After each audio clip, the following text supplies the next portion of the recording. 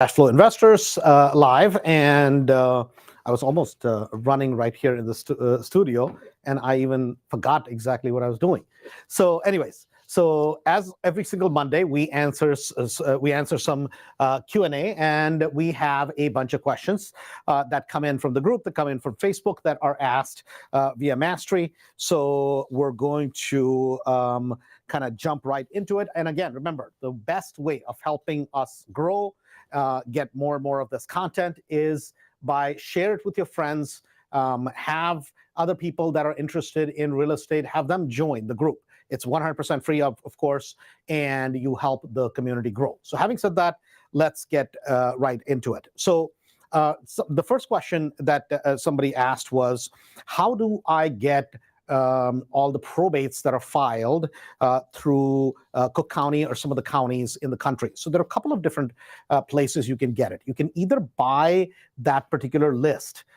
There's a lot of national list providers, like ListSource is one of them, PropStream is one of them. There's a bunch of them that, a few of them that we use. But the way you get the probate list is it's a public list that is filed at Cook County or whatever county that you're in. If it's DuPage County, if it's whichever county that you are living in or you want to find lists of, and you can buy those online. My suggestion would be is that buy it through a provider that is local. And this is a question that has come up a lot. So we're trying to actually work out that deal. In fact, that's something that Lori just asked me today, that, hey, what do we do? Because the problem is that if you go to, say, somebody like ListSource, right, the lists are very expensive. They're very expensive to buy.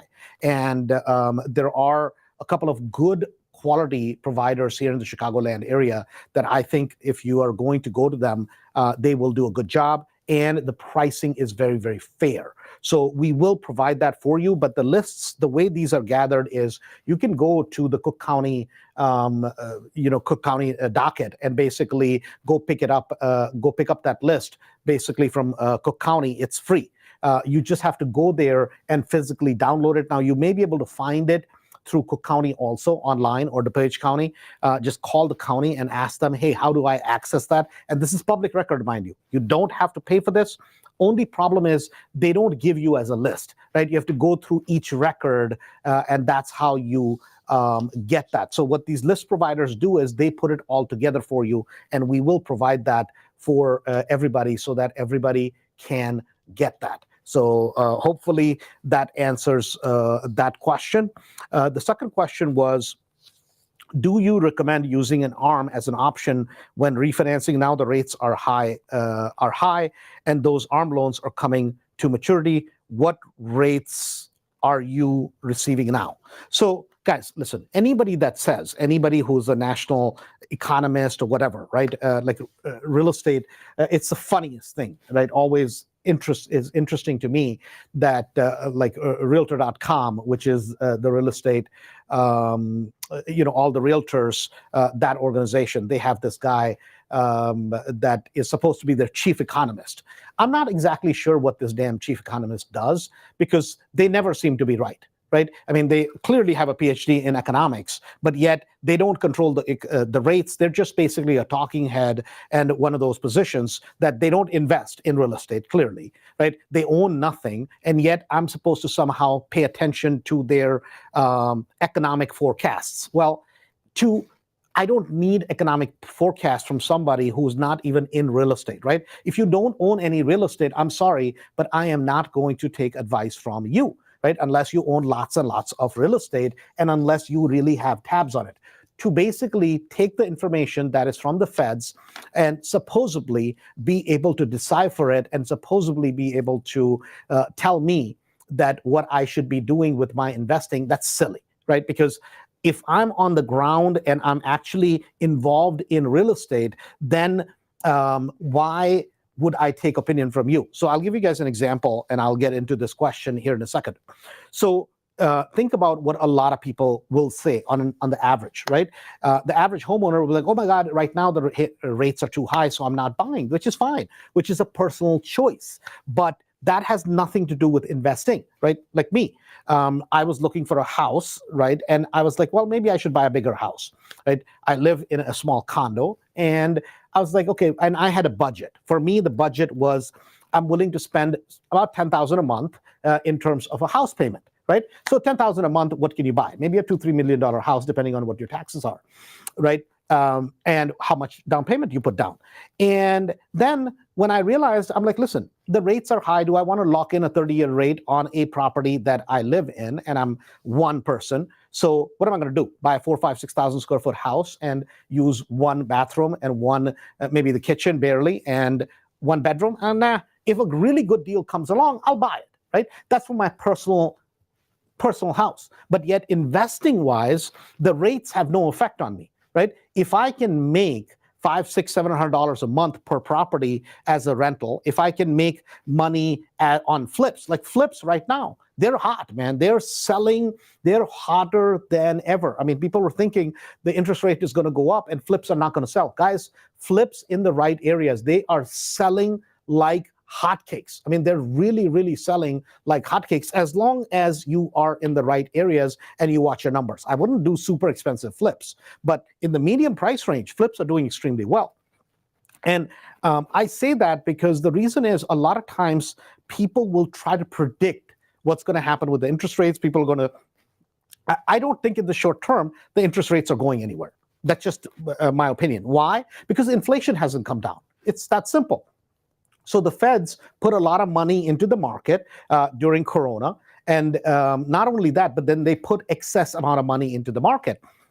And because they put excess amount of money into the market, basically what happens is that because of that, the inflation went up. Because the inflation went up because there was so much excess money in the market, then now they raise the interest rates to cool down the market, right? So first, they interject all this money, and they were interjecting all this money. Initially, it made sense because it was to combat the whole shutdowns, right? But then they kept doing it because too much of a good thing is not a good thing. And that's what the politicians did.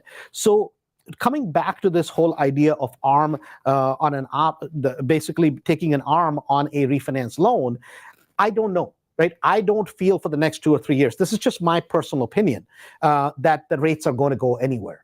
The problem is this: when you're doing a refinance, and if you do take an ARM on it, right? Now, some people are saying that, well, we're taking an ARM because we can get adjusted mortgages, and when the rates go down, I'm going to refinance it down, right? I am not, because the problem is that I'm basically locking myself into a, depending on which company you go in, either it's a 5-4-3-2-1, meaning, or a 3-2-1, depending on which company, right?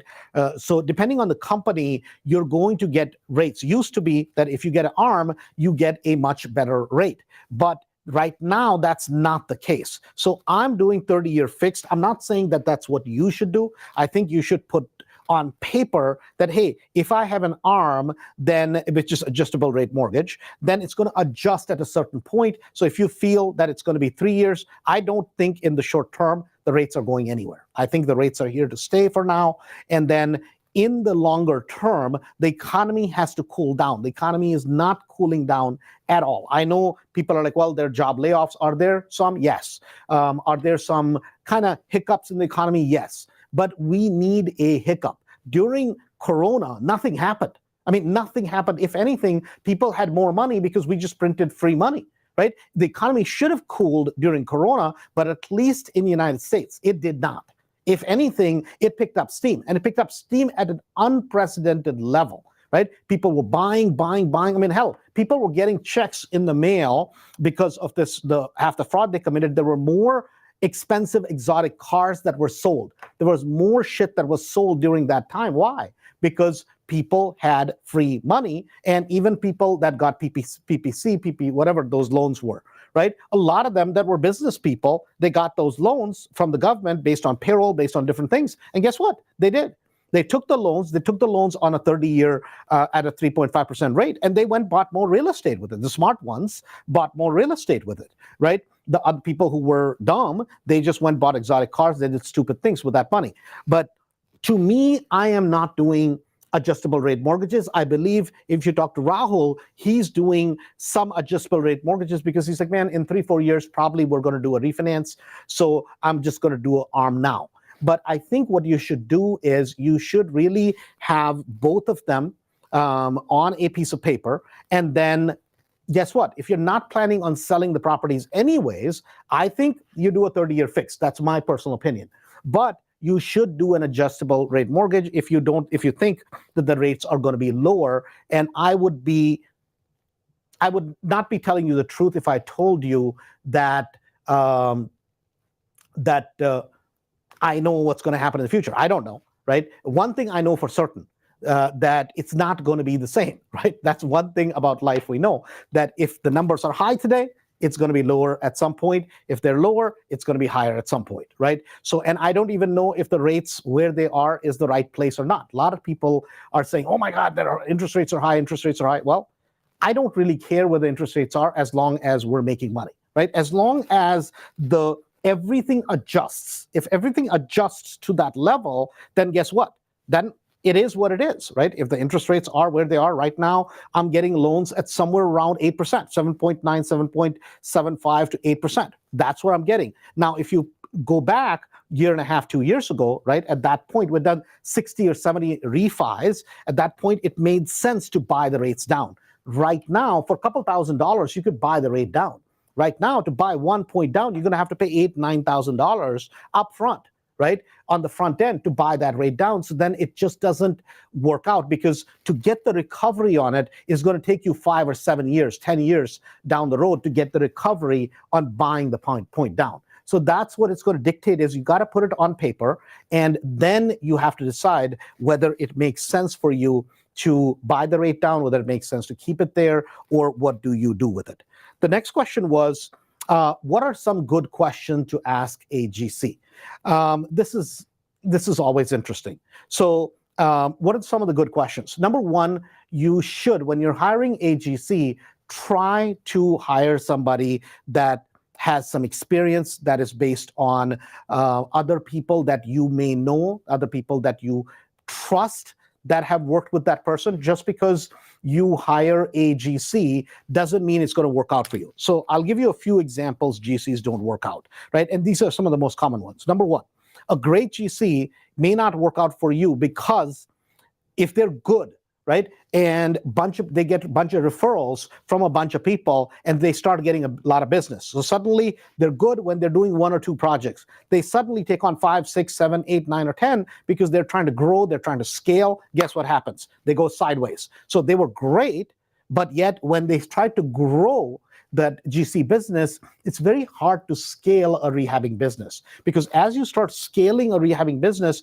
you have to add more and more layers of people, of management, of supervisors, of people who are on the job, right, watching over that. And that's where you start losing that number one, it's hard to keep track of productivity. Number two, it's hard to control the material costs. And number three, that particular GC, he may be good and he may be very well intentioned, but if he has that many crews going out, and we have seen this over and over and over with GCs, that it goes sideways. Number two, why GCs go sideways is they are poor at managing their time, and they're poor at managing money. Meaning, and it's kind of related to the first one, which is there's no qualification you have for a GC. Let's just be honest, right? Anybody can go, at least in Illinois. Florida, it's different. Florida, they make you jump through a lot of hoops, but even in Florida, there's a lot of people that are GCs that are complete disasters, because most of them, most of the times, have never run a business, right? So they don't know that, hey, taking on too much business is going to get me in trouble. It may be good for the short term. Long term, my customers are going to get hurt. And a lot of them do not realize that, and that gets them in trouble. And so in Illinois, a lot of times what we see happen, at least I'm going to talk about Chicagoland area, that because these GCs are poor at money management and time management, they're being basically robbed by the people that work for them, right? And a lot of the construction workers, especially in the space that we operate in, right? So you have kind of the, somebody's doing a city project, somebody's doing other stuff, right? They're going to generally have the union. working there. Now, union people generally, right, you can say things about the union, you like it, you don't, whatever, but generally they're going to be professionals, meaning that they have to show up at a certain time, they have to have a certain amount of production, and they'll probably be highly skilled people. Right? Then you have the independent GCs that are good GCs, right? They tend to do a lot of retail work. They tend to do a lot of bigger commercial projects. They're not working on your projects or mine, right? Because we cannot afford to pay them, right? Same thing with the union guys. Not that they're not good, they're great, right? And clearly they're exceptionally good at what they do, and they are going to get there at 7 o'clock, 7:30 in the morning. They're going to be done by 3:30, 4 o'clock, but their level of production is going to be extremely high. Yet, the scale at which we operate, especially when you're doing smaller projects, right? Or even if you're doing a multifamily project, right? Generally, you're not going to have those guys. You're generally not going to have a GC that is extremely well paid, that has a lot of overhead, that has all the workman's comps in the world, that has everything, all the ducks in a row, because those people generally are working on bigger projects. To do a small rehab, a $30,000 rehab, $40,000 rehab, there's just not enough meat on the bone. That doesn't mean that you can't find good GCs, but whenever you're asking questions to the GC, the most important thing to know is that, hey, do you actually do the job yourself? Like, are you working on the project, right? Or do you have a bunch of crews? This is just me. Now, we have a bunch of people in Mastery, right? I'll take, say, Boyan as an example. I'll take Zenek. I'll take Miss Marta. There's so many good people that are GCs in Mastery. We have known them for a long time. They do a superb job. But guess what? If you're going to hire them, then they're going to have their crews come and do the work. They're not working with their own hands. The problem is, then your cost is going to be a little bit higher. Why? Because they're taking on all your headache of doing all the work for you, right? They're the adult babysitters that are getting all the work done. They're making sure the workers' comps are there. They're pulling licenses, blah, blah. And guys, listen, none of this stuff is hard, right? The problem is it's very tedious and it takes up a lot of time, right? That is why they have to charge you for that time, because that's all they have is time and the knowledge and the context. So time, knowledge, and context is all that they have. That's what they're basically charging you for. The problem, what happens for us, is that even those guys, at a lot of times, their price is going to be a little bit higher because otherwise they'll make no money. Right? And they have to make some money. Otherwise, why are they doing this? They're doing it as a charity. That makes no sense. So the people that we should be working for, this is my belief, are people that are kind of basically jack of all trades and have a GC license and work with their own hands. So I have a few guys like that. So I have a guy by the name of Sergio. I have a guy by the name of Juan. I have another Carlos, a few guys. So these guys, they basically are not necessarily like Sergio is a carpenter, like he's a finished carpenter. He does that kind of stuff, but he works for himself. And then he has 2 or 3 guys that basically are helpers, a couple of his brothers, that kind of thing. So then he basically has graduated to a place where he went, paid for the insurance, and got the GC license from the city of Chicago. And then in every village, he goes, posts that license for me. So those guys, because he's working with his hands and he's there most of the times, that works out. I have another guy, Juan, same thing. So if Sergio was just managing a bunch of rehab crews, then my cost would be higher. But because he's there and he's working with them, so then I'm not necessarily paying him a quote unquote a extra GC fee. His cost of doing the labor includes the GC fee. So a lot of times it's kind of understanding that difference. So you have the DIY, which is you doing all the work yourself, right? Which I don't, even if you have the ability, you're never going to be able to build wealth doing it that way because it takes too long. Then on the other side, you have a complete turnkey GC, right? On this side.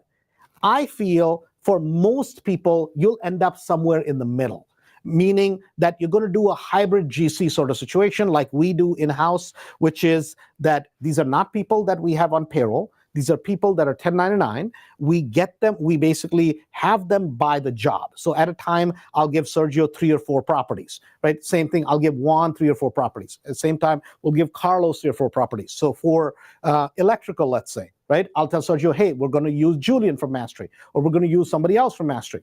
For plumbing, we're going to use Sam, right? So what I'm doing is the GC that I use the GC to post his license and to get things done like demo, to get things done like cleanup, to get things done like basic carpentry, to hang cabinets, to do basic paint, to maybe install windows. Even installing windows nowadays, a lot of times we have somebody from Mastery do those windows because it works out cheaper and it's more efficient and quicker in the long run when you look at the effort required in that, right? But all the major things like plumbing, electrical, windows, roof, we sub out to other people. The GC is not taking care of it because we already have that. So I would suggest to you, when you're doing that, when you're hiring a GC, make sure that you go to their jobs and that you find out whether they're just basically have teams of people or whether the guy is working with his own hands. Generally,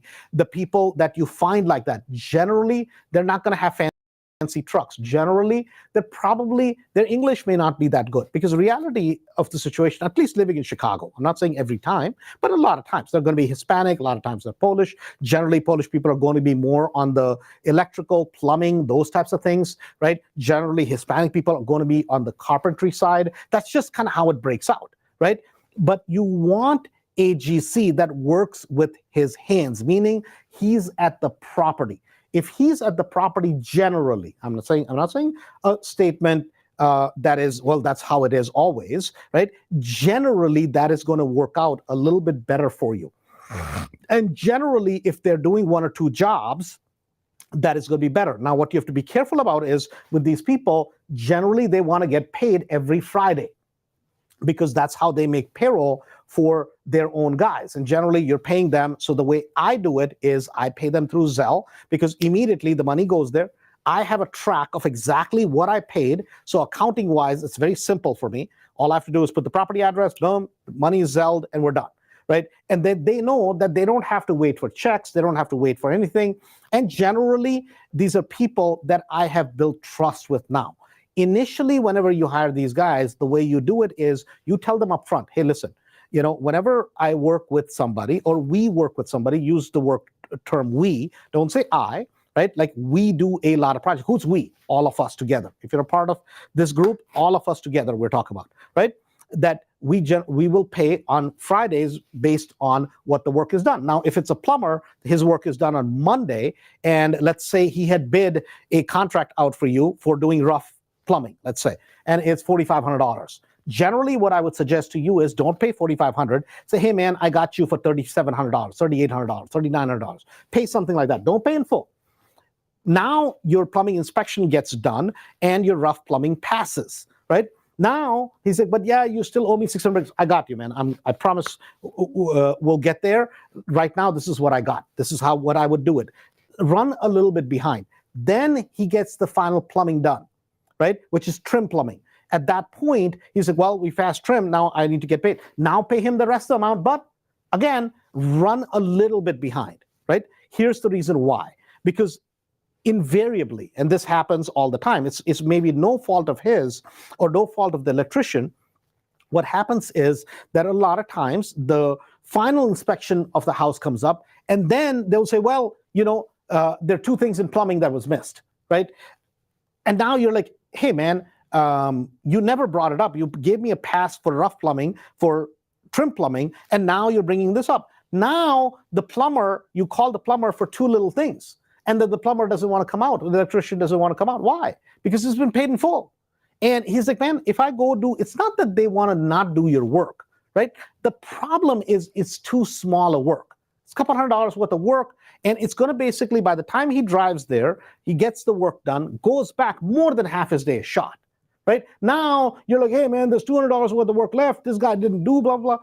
Understand, guys, that for most of these people, right, each hour is a money-making hour. And each hour they take away from what you're doing, right, what they're doing that day, then it's just not worth it. And that's where a lot of times, and this happens a lot, right, with investors. The investors get frustrated. The other people are like, well, I did the job. It's the plumbing inspector's fault, blah, blah, blah.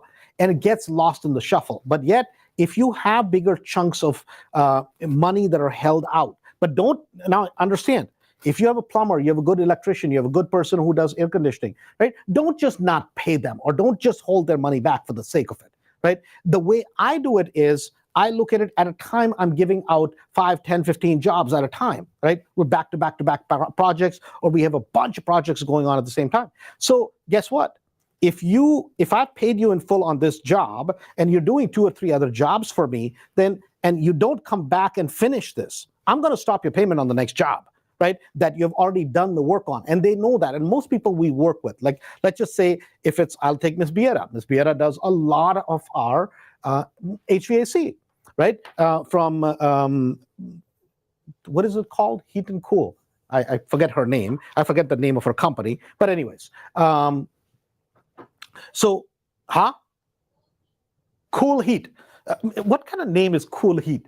But anyways, but she does a superb job, her and her husband. So if I have them, they go and they say, hey, Andrew, we're done with the project, right? And they send me a bill. Number one, they're always very fair, and they're very good at customer service. So I'm going to pay them in full, right? Whatever the bill is, I'm going to pay that because I have a experience built up with them. And I know that if anything comes up, right? Let's just say you put a brand new HVAC something in, right? Now, it's not cold outside, so the furnace hasn't really been tested. Or if it's cold outside, the condenser unit hasn't been tested yet, because if it's cold as heck outside, you can't test the condenser unit. So at that point, what I'm going to do is I'm going to basically pay them. I'm not going to hold their amount out because I know, and I know their reputation, I know them, and that they will come and take care of their work in case something doesn't start. Now, if I don't know somebody, right, whereas during construction, if it's an electrical or somebody that I don't have a relationship with, I don't know them, I'm going to hold a little bit back and then pay them once I get the final occupancy certificate. But just please understand, guys, I am not suggesting, so somebody's going to take this and go, well, Andrew said don't pay. That's not what I said. What I said is that maintain some leverage, run about 10 or 15% behind making payments to these people. The next question, what is a good question to ask is, what I would ask is, hey, where else are you doing projects right now, right? Have you worked? So example would be is that let's say you have a project going in Berwyn or project going in Cicero, right? For a lot of GCs that are not familiar with Berwyn, they're not familiar with Cicero, or they're not familiar with Lyons, or they're not familiar with, let's say, Bellwood, right?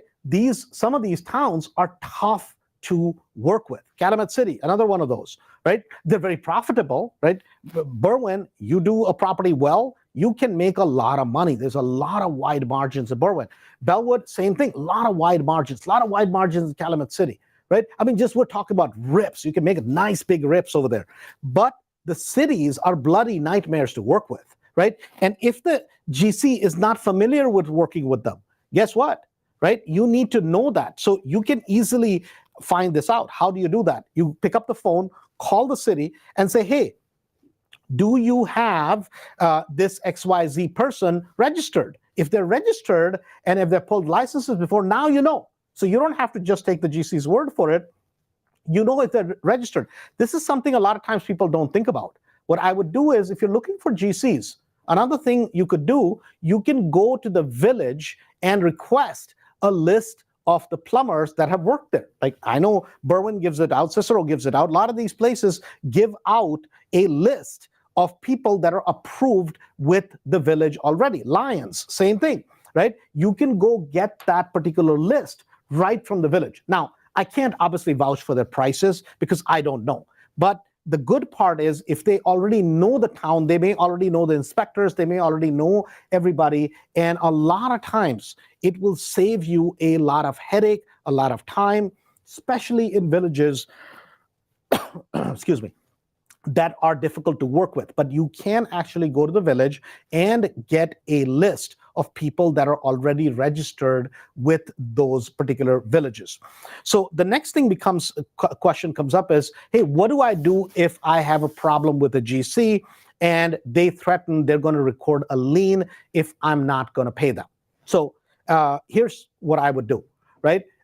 So let me explain how that whole process works, right? Number one, that if a GC tells you, right? Number one, if you're from Mastery, please, if a GC is threatening you with that, immediately let us know. Immediately let us know, right? Don't just sit there and, well, I don't know what to do. And don't just go ahead and pay them, right? Please do not go ahead and pay them, because we will lose all leverage, right? So don't go ahead and just pay them. If legitimately they have not done the work, if there's a problem, do not just go blindly pay them because they threaten you, right? Now, if you're not from Mastery, you're just listening to this, you come to the RIA, right? The way that this works is this: anything up to $10,000, right? Any lien against your property up to $10,000 has to go to small claims court. What is small claims court? Small claims court is basically a court that deals with small claims, and that's less than $10,000, right? So somebody puts a lien on your property, right? You can basically go and appeal that lien. They have to pay $300-400. They have to go file the lien against the property in Cook County or whatever county you are in, right? And then you can go in front of a judge. And whenever you go in front of a judge, he who has all the records wins, right? If you have the best records, you're going to win. And now, mind you, generally what happens at these things is if the guy says, hey, I have done this work, right? And if you have a log, hey, I texted you this date, this date, this date, this date, I called you at such time, such time, such time, I sent you these emails, right? Now, if all you say is, well, I called you and I have no log. Every time you call, you send a text. Every time you call, you send a text, you follow by email, right? And even if they're not doing their job, start keeping a log of what you're doing. So when you basically send them a text, say, hey, man, I tried to reach you at such and such time, still trying to get hold of you. It's been 4 days, blah, blah, blah. Then you follow up with an email. Hey, I called you, sent you a text, haven't got a response back. I'm emailing you. I hope everything's okay, right? That sort of thing. Now, over time, if you start getting escalated and you start getting mad, that is acceptable. So, because otherwise what's going to happen is, and it's happened to me, so I am telling you this from experience, is that I would call them, never leave a message, right? Then start sending irate text after a while. Before that, I was just trying to reach them. And then one day, I'm like, man, F you, blah, blah, blah, right? Leave a long-ass message on their thing. Guess what they will play in court? The only thing they will play in court is, oh my God, judge, this guy is a complete ass. Look, I was trying to work with him, and look how he behaved. Now the judge is going to be like, Mr. Holmes, what the hell is going on, right? But if I show up in court and I say, Judge, this is our complaint. This person filed a lien against our property for $9,000. We told them not to do the work. They went ahead and did the work anyways. It failed. And here's the proof that I told them not to do. Stop work, blah, blah, blah, blah, blah. And I can show them 16 texts. I can show them all the email communication. I can show them they didn't respond. Guess what's going to happen? Now I have, remember, the justice is blind, right? So it's not who is telling the truth. It's who can prove it, right? If you go to court and say, well, it's daylight outside, they're going to say, well, prove it. Well, you pull the curtain back and it's daylight outside, right? Everybody agrees. But if you just basically stand in a closed room, go, it's daylight outside, well, how do we know? Well, we have to go check, or we have to verify it is daylight outside. So what I'm trying to say is this. Number one, anything less than $10,000, you're just going to go in front of, you don't need an attorney, you don't need anything for that. It's called pro se. Pro se meaning you're representing yourself in front of a judge, and boom, you can present your case and say, hey, this is what it is. Generally, if you have half-ass evidence, if they have half-ass evidence of work being done, then guess what the judge is going to do generally? Right? Generally, they're going to split it. So if it's $8,000, it's going to 4 here, and that's that. This is how it generally is get done. Unless you can show overwhelming evidence, right? And also something to be aware of. If they say they did the work and that materially improved your property, right? Then guess what? Then you have to pay them something. Because judges say, well, they did the work, they improved the property, so you have to pay them something, right? Because otherwise you're just basically stealing their materials, right? If they did the work and you don't pay them. So now, if you have a bigger problem, than $10,000, $15,000. What I would suggest is this. I hope you have a good relationship with the attorney that represented you in the closing.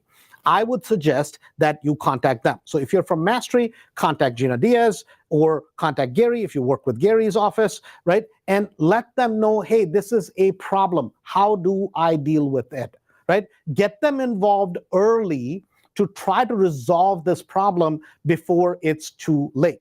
The biggest thing that I would beg you, please, for God's sake, do not, please, for God's sake, do not go write a check ahead of time to a GC and that they're going to do the work. A GC is not an NBA star. They're not Michael Jordan. So when you agree with them to do the work, right, they're like, well, starting bonus. What kind of bonus, man? You haven't started anything. What the hell am I paying you a bonus for, right? Now, is it okay to pay them for materials? Yes, it is okay, right? So I have Sam downstairs in the office building, right?